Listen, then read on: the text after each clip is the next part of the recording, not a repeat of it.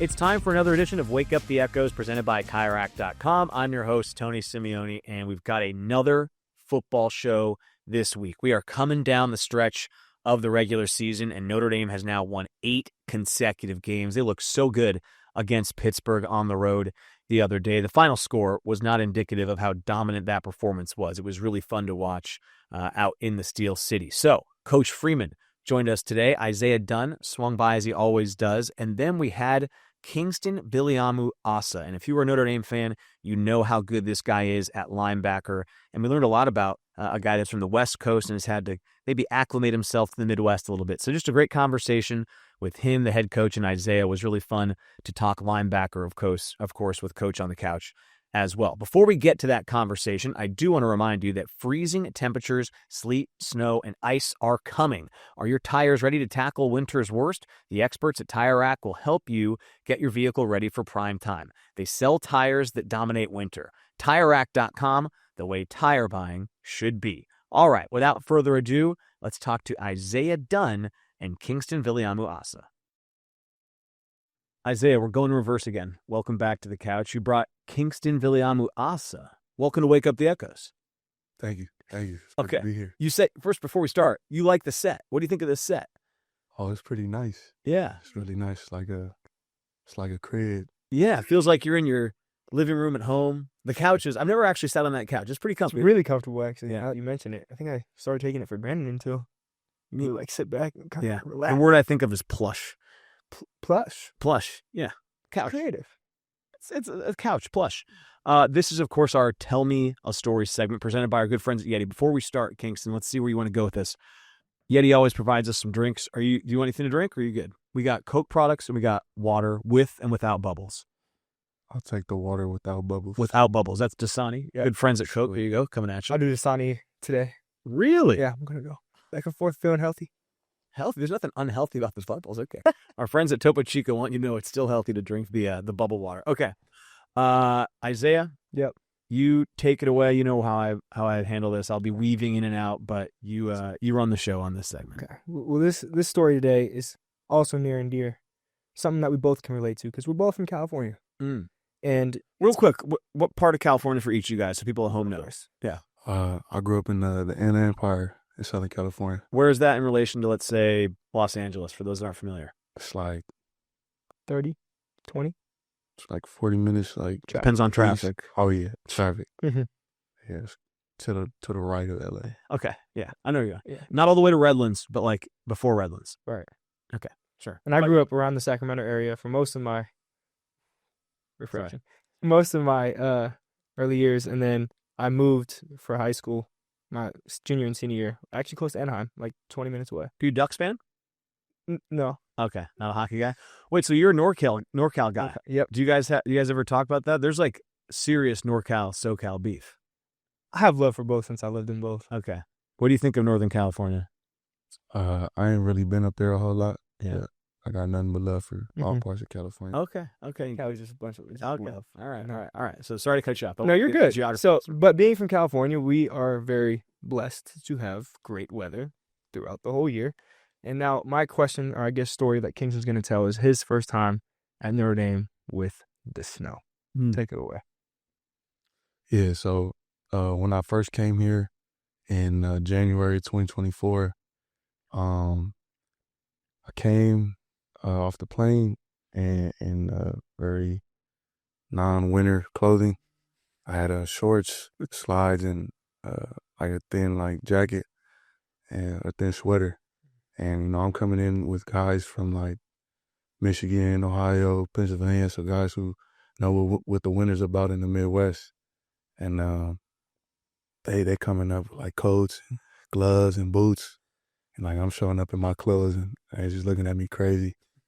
And it was a funny experience, and because that was the first time I had seen snow since before. First time you ever seen snow in person, yeah. That's incredible. What was your reaction? Like, did you get a chance to touch it? Did you snowball fight? Yeah. Yeah, I made like a snow angel. Really? On 80th Street. Yeah. It's pretty cool. Like in the middle of the street or on the side? Like where were you? I was on the sidewalk. We was all going to eat and just laid in the snow. Really? Okay. And did you get the proper clothing eventually? Are you're dressed the right way now around here? Yeah, a couple months later, yeah. A couple of months later, sure. I had to learn the same thing. I didn't have the right snow materials or jackets. Like I have sweaters, and you put it on, and then you go outside, and you're like, oh, these Cali sweaters don't do it. You need the big like winter coat at some point, right? Around here, it gets so cold that you just have to have it. I didn't have one either. Really, I'm a West Coast guy growing up. Have you guys, if either of you guys, seen the movie Cool Runnings? Oh, but Man, one of the dudes in our linebacker room was telling me about it. yeah, you know what it's about? Yeah, It's about the Jamaican bobsled team. Oh, yeah. Right? Okay, so Jamaican, you know what the bobsled is, right?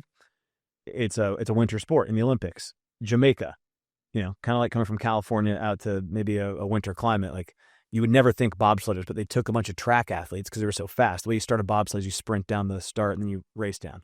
So it's based on a true story.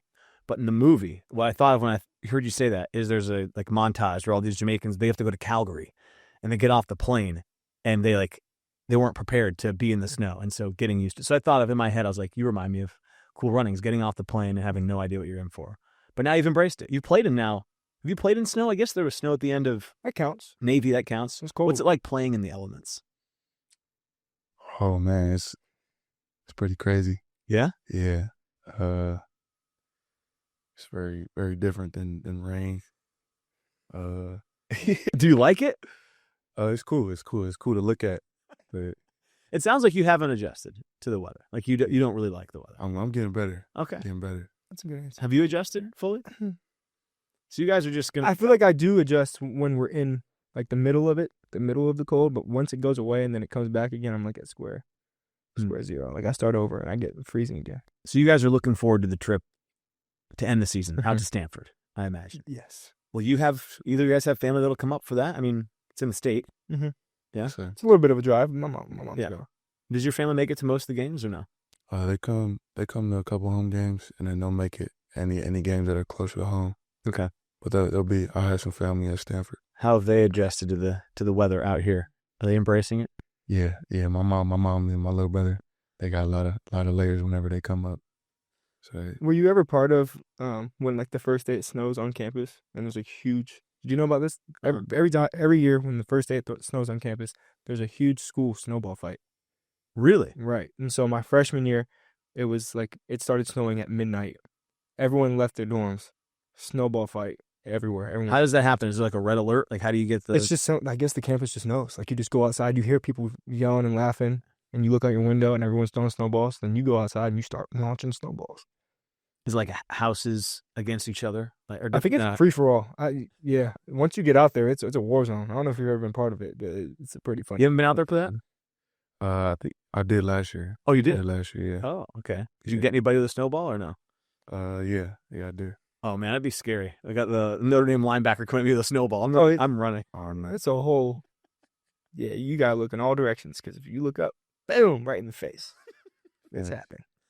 Man, okay. And so I'm trying to think of other weather-related stuff with Notre Dame. Well, there's another one. Okay. I have one more. You got one? Okay. When it was snowing, do you remember this with Coach Freeman? We were in a team meeting, and it was one of the days that was snowing. The linemen stayed out. They stayed out after practice, and they kept the cameras rolling, and they were all making snow angels, like all the offensive linemen.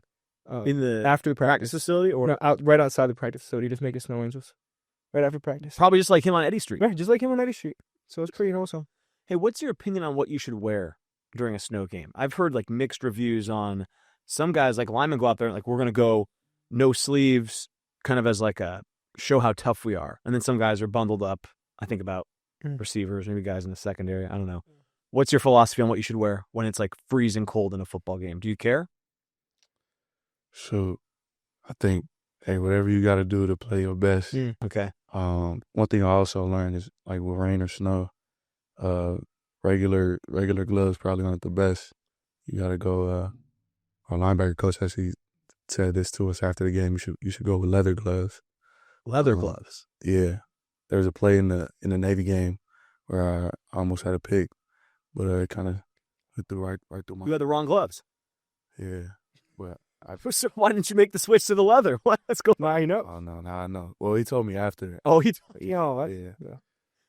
Yeah. Interesting. Leather gloves. I never knew that. Did you know that? Do you switch up? No, we don't switch up. No. Maybe we should now. Maybe Kyngstonn starting a new trend.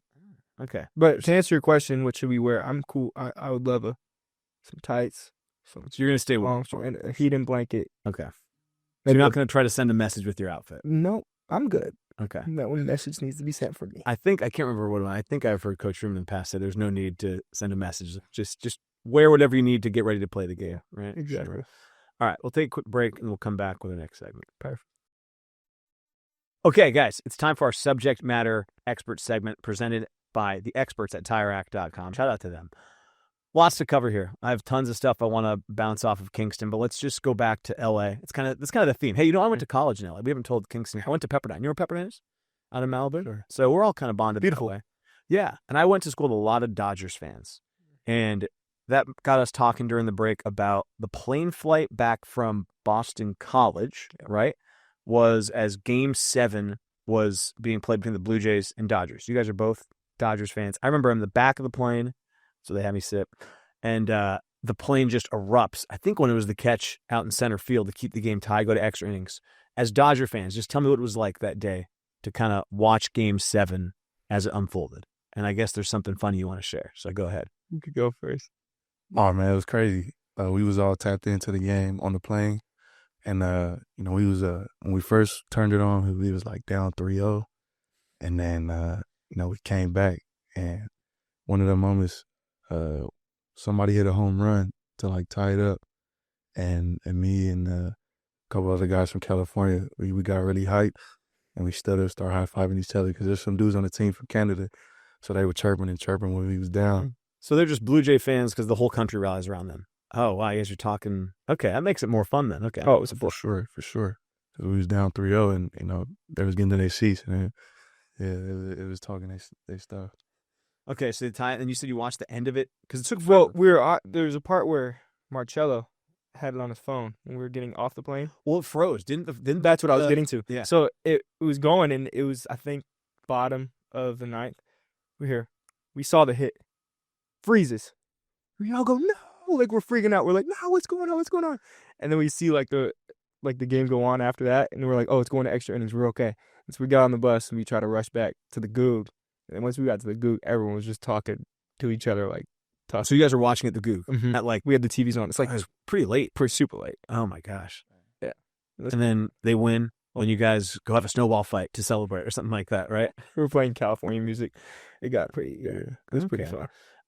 So the Goog got me thinking of a lot of the stuff we've covered. Let's see where Kyngstonn ranks on all these things we've talked about. Where are you in the ping pong rankings right now? Do you play? No, I don't even think I'm ranked right now. You're not ranked? Nah. Will you get on the table at all or no? Yeah, in the spring I did a little bit, went back and forth with a couple guys. But I haven't got on the table in a minute. Describe his game for me, Isaiah. What's his ping pong game like? It's calm, intense. That's what we described as calm. He'll get the ball and he's a fundamental player. Okay. It's all about the fundamentals with him. Okay. And who is, like, in your eyes, the best ping pong player on the team? Yeah, I'll probably say this guy right here. With my guy's age. I've heard, CJ is your biggest competition? CJ. Maybe, was it? Jabron's also very good. Jabron, I've heard. But I skunked him the last time. Was it Will? Was pretty good or no? Will's solid. I'm beating him recently. I'm blanking on Adon. Adon is your hype man? He's your hype man. Okay. Mm-hmm. Okay. So then, video games? You play any like the NCAA football? There was a tournament, right? Or there's a Madden tournament maybe? You hit the sticks at all or no? Nah. Okay, good. You stay out of that fray. He's locked in. Yeah, he's locked in. Adon, that got me thinking, okay, I want to know now, the defensive side of the ball, best trash talker on your side. Oh, man. Like on the field? Yeah. You up there. Me? You up there. What? You up there. Wow. See, that would surprise me just talking to you. Oh, he gets energy. I guess energy and trash talk is a little bit different, but Kyngstonn brings energy. Oh, when you could tell when he plays, it's just. But you strike me as like the silent assassin. That's just how I view you, but maybe not. You're talking at the end of the play, letting them know. No, I try to let my actions speak. See, there you go. You know what I mean? Yeah. So who is it? Just don't poke the bear. Who's the guy talking on the defense that like is the best trash talker? You guys can both tell. Yeah, I think Don's up there. Smitty. Don's up there.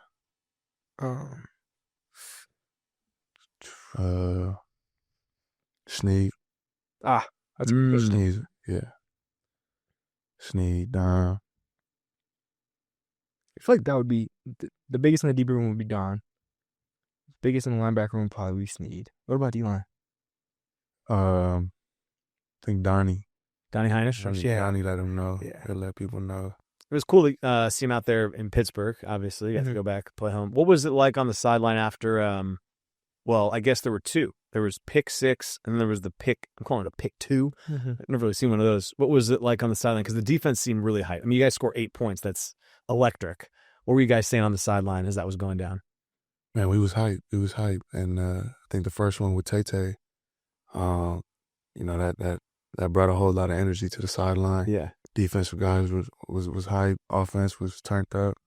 We was all just really excited. You know, when I was watching from the booth, my favorite moment actually, there was the 4th down.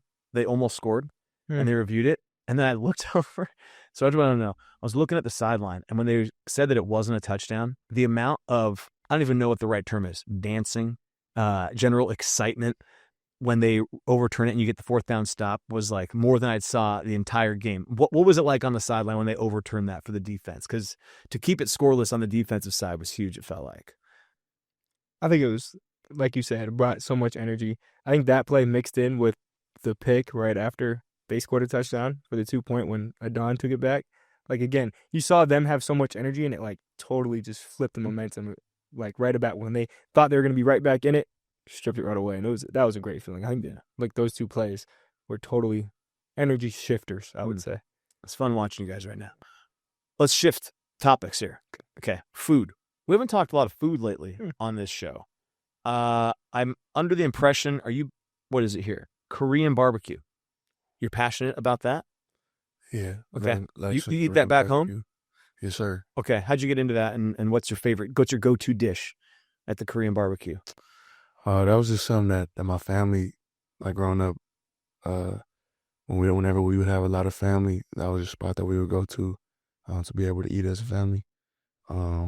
Bulgogi beef, though. Bulgogi. Bulgogi beef. I love bulgogi. Go to, and there's some short rib.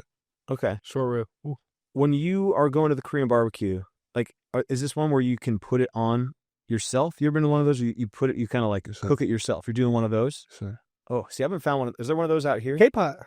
You do that? That exists out here? You can do that? K-pot. Really? Mm-hmm. I'll have to go try that out because I didn't know they had one of those. So good. Yeah, So it's at the mall, and then they got another one called Soul Garden. Wow. Okay, I'll have to check them both out. So you're SU now in along. Are you a big Korean barbecue guy? So good. Okay. We go to K-pot a lot, actually, as a DB room. You get like 2.5 hours, 3 hours of all you can eat. All you can 2.5 hours. You just order on the iPad, comes right out. You cook it. So tell me how that day works. You guys decide you're going to go there from like 5 to 8? Great question. We don't eat that much for lunch because we're like, all right, if we're gonna be here, we have to make the most out of it.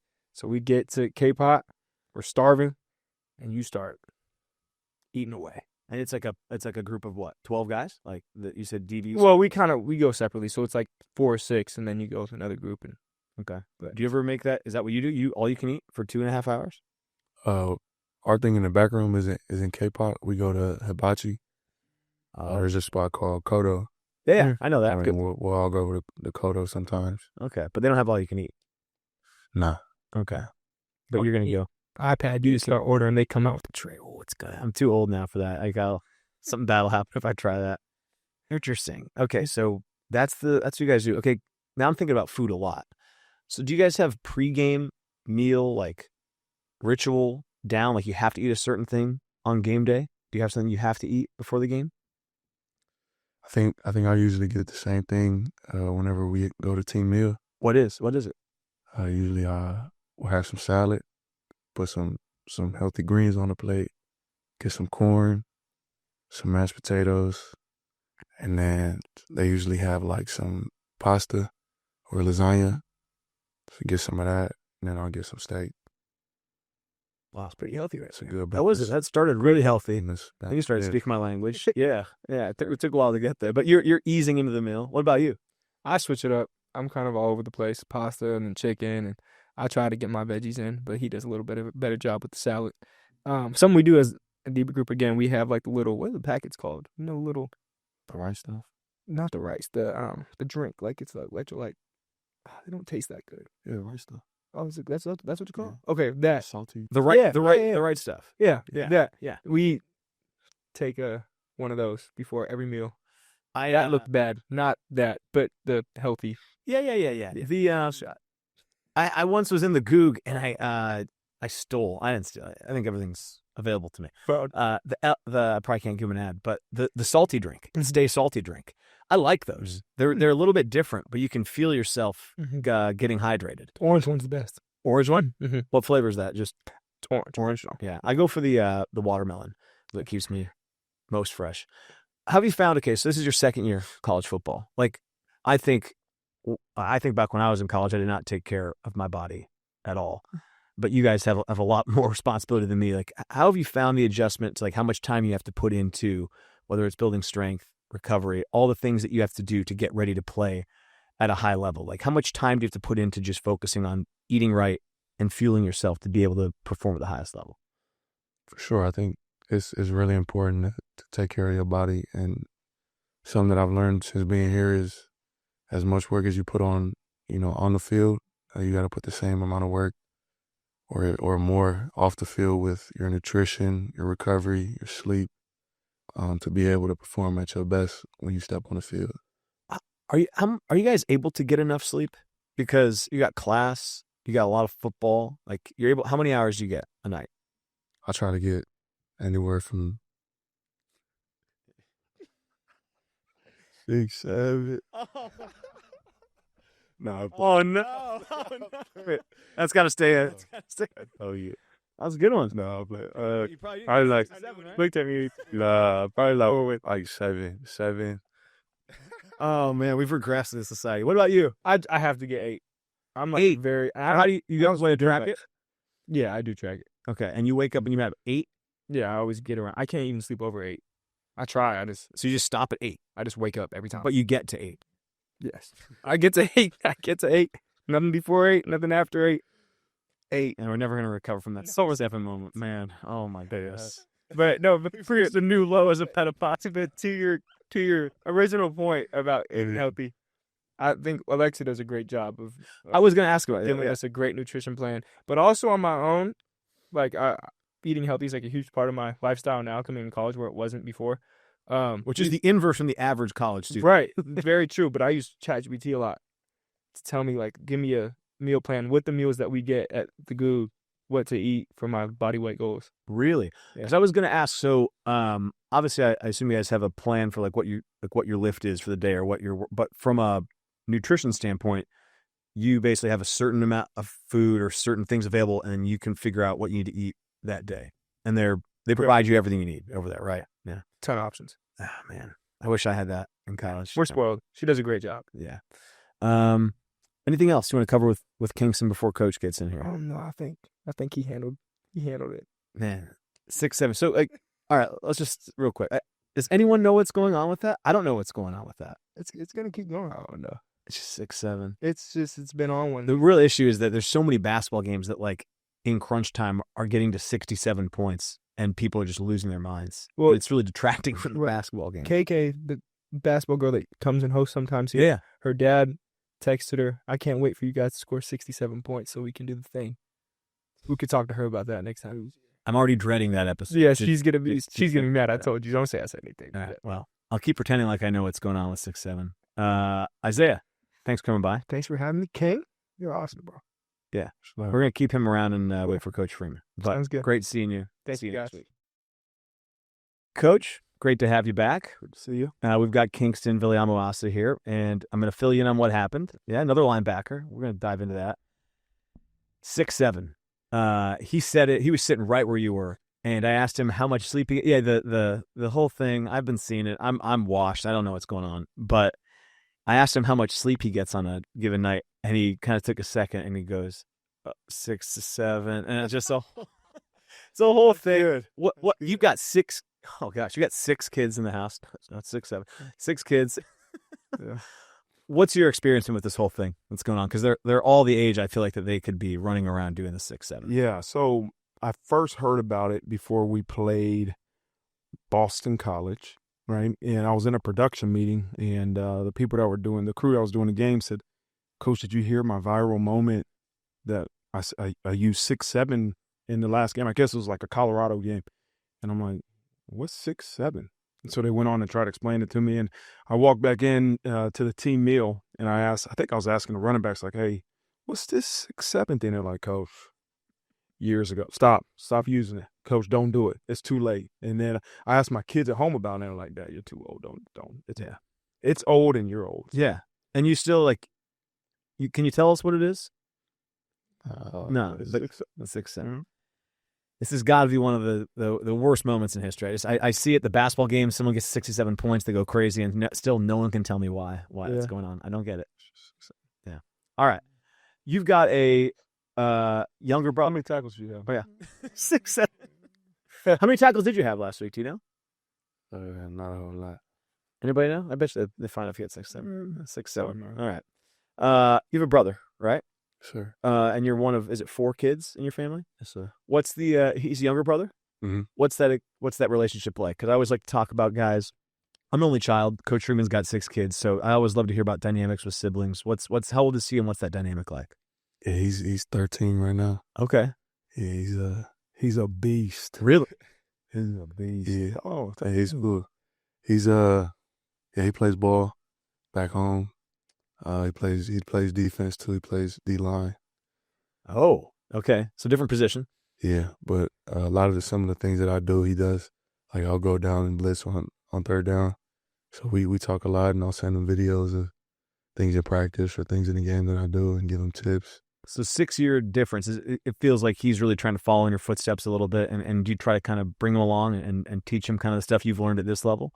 For sure, yeah. He's like, my little brother holds a special place in my heart. Yeah. You know, he's like my guiding light. And, really? You know, he's somebody that keeps me on the right path and always someone that I keep in mind whenever I make a decision to make sure that I'm setting a good example. It's the best, man. Yeah. I don't know how old Caden was when I came to the house. What would have been 2 years ago, 3 years ago? I mean, 2.5 years. So maybe about 10, maybe 11. But he was young. His young little brother, you know, that you could just, as a father, you can look and just say, just wanted to be like his older brother. And now I saw pictures of him. Like, he's growing into this beast. And I was like, he's going to be the next one. I said, we should offer him now. You know, the genetics. He's learning from his brother. He's going to be a beast, man. That's interesting. So what do you remember about the first time you met Coach Freeman then? Coach Free? We got an edit button. Someone edited that, but yeah. Well, sure. I remember when the staff changed and they got in contact with me back my sophomore year. I think the first time I met Coach Free was at a spring game. Yeah, I mean, he was really cool, really laid back. Told me he played backer too. It's really cool. Have you seen any film?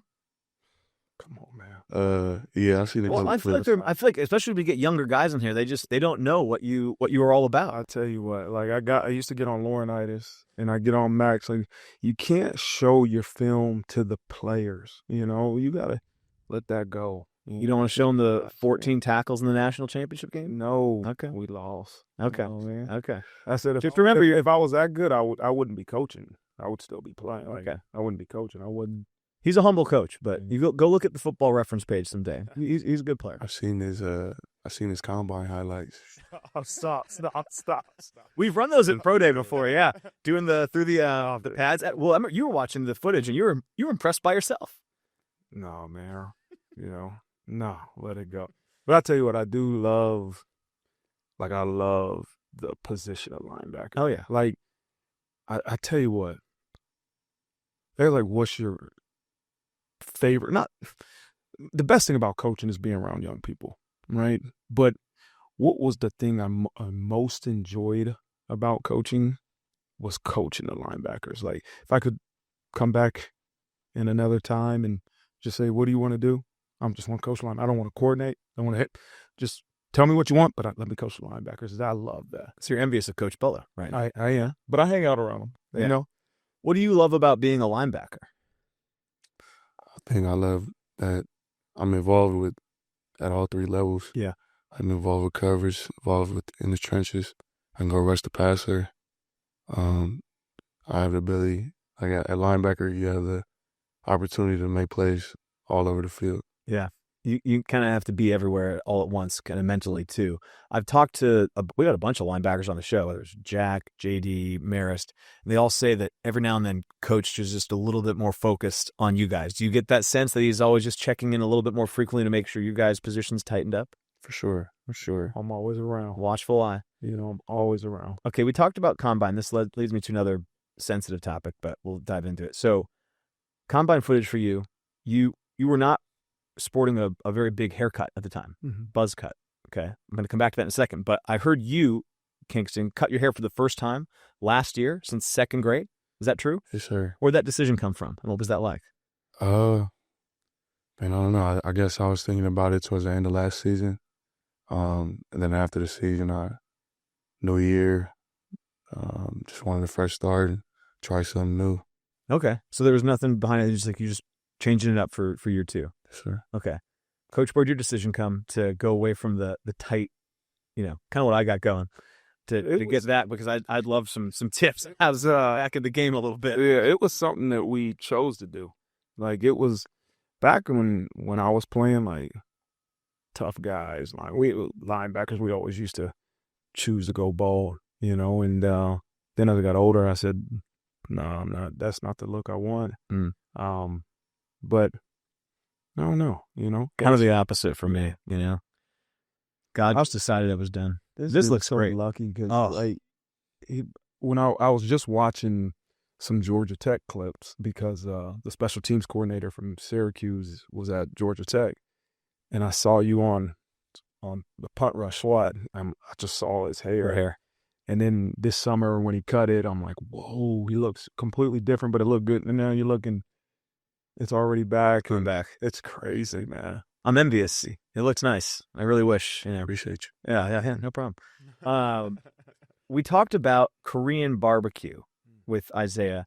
So help me understand, because we did some taste tests last week. No taste test this week. Your mom, though, and you said there's Korean background, obviously the food. Is Korean barbecue like that we have in the States? Is that all like any of the Korean food you had growing up? Okay, so what's your Korean barbecue experience then? Love it. My mom makes it all the time. There's different types, like Colby or just she makes a whole bunch of different Korean barbecue. But I remember when I went to Hawaii for the first time for my honeymoon. And me and Joanna went over there, and we were in Kauai, which is more like local, like it wasn't commercialized. And we went out to eat, and there was a lot of similarities between the Korean food that I'm used to eating and the food I had in Hawaii. And so as you think about the Polynesian culture, there's a lot of similarities into the food that is eaten in the Polynesian culture as it is in the Korean culture. Yeah. So I just remember I learned that when I went to Hawaii for the first time. Really? Yeah. Well, what's I can't remember. So you said I got you and Isaiah mixed up. You do go with him to the spot in town? What is it? K-Pot? No, I haven't been with Zay. You haven't been with Zay. Zay goes with like the DBs. Okay, but you have had it in town. Sure. Is it better back west or is it okay out here? How's it compare? It's pretty cool out here. It's pretty cool. Okay. It's not too shabby. Okay. Yeah. I haven't given it a shot yet. I had about out in California when I went to school there, and that's good stuff. But I haven't gotten out to Hawaii, which I need to try because it feels like that's maybe the closest to the authentic stuff. Yeah. I need to. I've never been to that spot. I've heard great things. I told my mom I'm going to take her one time when she comes up here. That'd be the real test. But, yeah. See what she thinks. Yeah. I saw here you model your game after Fred Warner. Is that right? That's your guy? Sure. Okay. What about his game do you like when you were growing up watching him? What do you try to emulate? Yeah, I recently just started watching him as I got to college and high school, and he plays with a lot of fire and a lot of passion in everything he does. And I think when we talk about leadership, we talk about being contagious. And I think that that spreads to the whole 49ers defense and really the whole team. You know, they rally behind that. Mm-hmm. I think he plays with great pad level. He has great hands, and his ways of defeating blocks is something that I've tried to emulate in my game to be able to defeat blocks and refuse to be blocked one-on-one. And I think he just plays with a level of violence and effort that is unmatched. I see you smiling as you listen to him talk about that. Yeah, King's one of the, and I can say this because he's a mature individual. He'll work.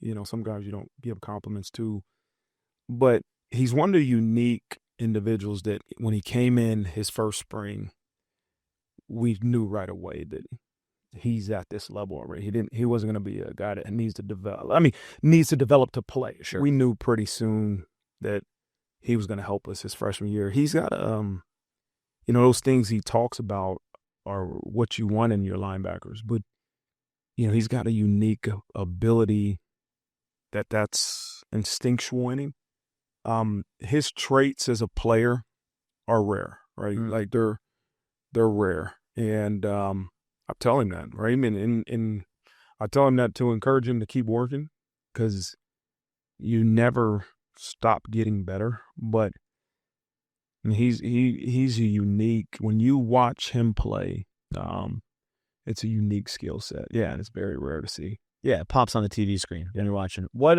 Kyngstonn, from your standpoint, it's nice to hear the compliments, but what are you focused? Like, what's the next step for you? What do you focus on trying to get better, maybe each and every week or year to year in your game?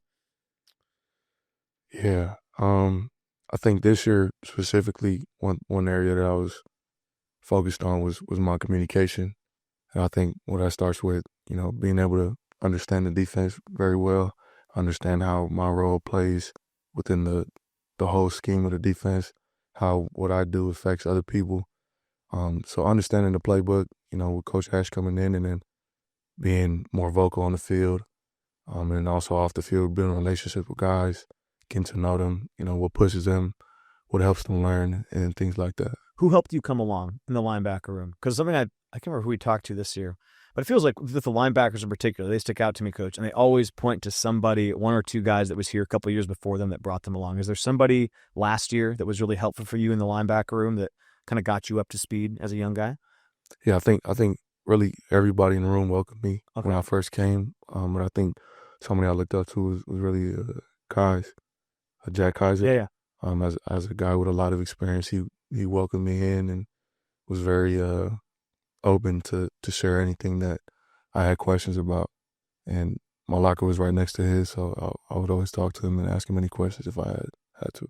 He strikes me as a guy that is old enough to not know what 6'7" is right now. He's like 24. Okay, Kaiser. No way would he know. No. He feels like he's almost my age at this point. He's right. His wife probably does, but he doesn't. No way. Yeah, he's one of the greats. Yeah. I saw something on your bio I wanted to ask you about, just totally off topic, but it came to mind. Did you volunteer at a homeless shelter back in high school, passing out food? Is that something I saw on your bio? Yeah.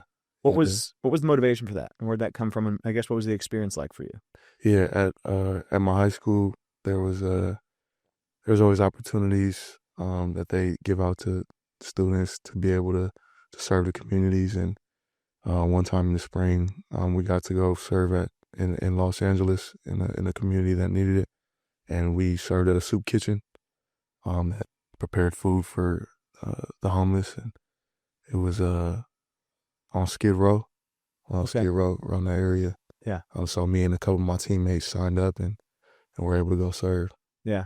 I don't know. I was thinking about it just, coming up on Thanksgiving. I'm always trying to keep things in perspective. I think that we've had some great guests this year, Coach, that have helped center me, because I get caught up in, the most trivial stuff on a week-to-week basis that's bothering me, like the dumbest stuff. And then I think about stuff like that is good to do, just to remind yourself of like how good the three of us, everyone around here, has it, that we're around football. We're doing, think about college football playoff rankings. I'm stressed out about, is Notre Dame going to host or not? It's like, that helps me understand, like, where our priorities should be. So it's neat to hear you did that at a young age, and I assume it's the kind of thing you want to do going forward, right? That's a stressor for you? Well, I'm not stressed about the rankings, actually, but I think about it. I spend a lot of time thinking about it, and there's people that are thinking about where their next meal's coming from, right? And so just, it helps me. When I saw that on your bio, I thought it was neat that you were doing that. I don't. My suggestion is don't let that stress you out. Okay, I won't. It's wasted time. Good to know. You know, but he gets it naturally because his mom. I mean, he comes from great family. That was one of my favorite home visits. Going to see King out in Cali. It was late. And it was Pacific time. But you know, his parents are amazing. But his mom is just a special person. Okay. And she's one of the parents that texts me all the time, and not in a bothersome way, like just good luck, great game, and she is a terrific, strong woman. She is, but that's where he gets it from. He was raised the right way, and a lot comes from mom. What about mom is so special in your eyes? Getting to be raised by someone like that. Then what did she do for you? Yeah, my mom's amazing. You know, she's somebody who I credit everything who I am and what I do today to her. She's a big part of who I am, and I think everything that's happened in her life, she's been able to overcome adversity, and she's been able to provide for me and my siblings, you know, a life that she didn't have, and I'm forever indebted to her and grateful for her. She's tough too. Did mom play sports? I think she played volleyball. Yeah, Volleyball. High school. Mom would whoop his tail. Gosh, she's a tough woman. You said she comes to some of the games. Yeah. Do you try to find her when she's like on the player walk? Do you go find her on that walk, or how's that go? Yeah, for sure. Yeah, she has like a little spot that she goes to every walk. Okay. And she'll be there with my little brother. Okay. I was talking to Isaiah about the walk. And do you wear a cowboy hat? Is that true on the walk? I wore it one time. Just one time? Where'd that come from? I had gotten a cowboy hat in the summer because we went to a country concert, and one of our linebacker GAs like wears one every time, and I told him one game this season I'm gonna wear one with you, and one of the games, Trey? yeah, Trey. Yeah. So I just decided to wear it on the game one time. What country concert? Chris Stapleton, What was that? Chicago. I've heard the name, know nothing about him, but it's a big deal, right? Tennessee whiskey? Wow. Yeah. Whoa, man. I mean, you don't know Chris Stapleton? Listen, man, I'm stuck. I was honestly on the drive-in. I was playing like "Breathe" by Fabulous. Like I'm just stuck in 2004. So no, I have no idea what you're talking about. Expand, man. I know. I need to. I'm in my little bubble. I need to. So you're into the country scene? You know all that? I mean, I know Chris Stapleton is. Yeah. I mean, I couldn't name every country artist, but I can tell you Chris Stapleton. Dang, it's coming after me. You know what? I spent a lot of, when we were at Purdue for 4 years, me and Coach Parker became really close. He's from Kentucky. He's a huge country fan, man, but he could sing, and he used to sing Chris Stapleton all the time. That's how I really got to know who he was. Really? Yeah. Okay. Yeah. But Chris Stapleton, he can go now. Okay. I don't need to offend the Stapleton hive, but But don't let him, like, this dude can sing too. can you sing? And play the piano. I can't sing. Oh, see, this is why Coach is here. Yeah. Like these. So you play the piano? I Don't play let piano the for quiet guy fool you. No, I can tell there's a Please. I can tell there's a lot going on. But so you played piano growing up, or how'd you learn that? Nah, it was something I picked up You picked it up on your own. in COVID. I was just look up videos on YouTube Really? and just play on the piano. What's a song you can play? You have one that you go like a go-to? Crowd pleaser? Adele. There's one by Adele. Forgot what it's called. Like Hello. Nah, it's another one. But when I came here, when I was in the dorms, me and Bryce Young was in my dorm too, and there's like pianos in all the dorms, and there was one in our dorm, and we would always just go play. So Yeah. Bryce Young plays piano too? Yeah, Yeah. he really knows how to play. Yeah. So we go to hotels on Friday nights, and there's a piano by our team meal room, and you'll hear him and Bryce out there playing the piano, Really? singing, and it's awesome. Oh So- man, I'll have to check this out now because that sounds great. Okay. And then you don't want to sing for us, right now? Oh no, I'm just checking. I had to see if we get a free performance. Okay. All right. Well, I'll record it. He won't know next time we're at the hotel, and I'll bring it to the show next time. Yeah. what's your, just real quick before we go, what's your, like, what music do you listen to? What kind? sure. I listen to all types of music. Okay. Yeah, So you keep it broad. You're the opposite of me. yeah, Okay. Well, maybe you share the playlist and I'll try to broaden my horizons. sure. All right. Kyngstonn, thanks for stopping by today. Appreciate it. Sure. Coach, always great to see you. Great to see you. Thanks again to Coach Freeman and Kyngstonn Viliamu-Asa for swinging by the set today. We're not done yet. It's time for our Ask the Host segment. As always, you can send a question to fightingirish.com/wakeup. You want to ask me a question. And we've got a good one this week. It's from Nathan D. in Fort Wayne, Indiana. Here's what Nathan asks. He says, I am taking my sons to their first Notre Dame game against Syracuse. 2 questions. What do you think is the best spot for a photo, and what is the best in-game stadium experience during the game? Okay, well, first of all, thanks to Nathan for the question. Really 2 excellent questions. I think the obvious answer to the first question is you got to get a photo in front of Touchdown Jesus, the Word of Life mural, as it's known here on campus in front of the library. Of course, just maybe 200 yards from the Rockney Gate there at the front entrance of the stadium. It's as iconic as it gets. So I would just go get your picture out there at some point throughout the weekend. Obviously, you get your 2 sons out there, hands in the air. That's a great one. You want to get maybe a photo of the Golden Dome, the Basilica. That's all great stuff to take in. But I think you in front of Touchdown Jesus is about as iconic as it gets. I would also just remind yourself to take one while you're in the stadium. I'm a firm believer that Notre Dame Stadium is the best stadium in the country, and there are no bad views. So no matter where your seat is, have the person behind you in row whatever, take the photo of you at the stadium. You'll be really close to the field by virtue of how close the seats are to the field, and just get that photo because that'll be a great lifelong memory with you and your sons. So that's the first one. Then for best in-stadium experience during a game, I kind of tell people to just be in their seat 30 minutes before the scheduled kick time. Between that moment and when they kick off the game, obviously the game is phenomenal. And I think we're going to get a good one this week against Syracuse. But just that 30 minutes as the building fills in, this will be a unique week because it is senior day. So have the seniors running out, and it's great to see the families out there as well. But you get a chance to just see all the pomp and circumstance that surrounds a Notre Dame game. The band is out there in full throat. The anthem that they perform is great. Every little piece that Notre Dame does in the lead up to the run out. Then you have, of course, the intro video. You have the prayer from the locker room they put on the screen. When they run out with 4 minutes on the clock is so awesome. I look forward to it every week. Those are kind of the things to expect. I just think that 30 minutes between the start of the game and the 30 minutes that lead up to it are just fantastic. So that's what I would make sure you do not miss. As far as during the game, there's great entertainment throughout the day at the stadium. I know everybody looks forward to that mass video with Father Pete. He's a star. We love that one. But really just in general, lead up to the game. That's what you're looking for. And then enjoy the football game. They're such a fun team to watch this year. I think the home finale should be a great one as well. So thanks to Nathan D.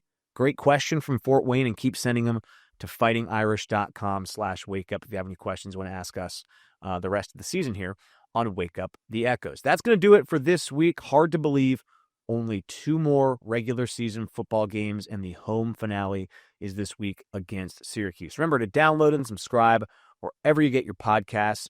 Head to YouTube, smash the like button, keep subscribing there. I've seen the YouTube subscriber number is up to 107,000 as of late, just skyrocketing. Keep the subs up and keep tuning in to Wake Up the Echoes. Until next time, Tony Simeone saying so long.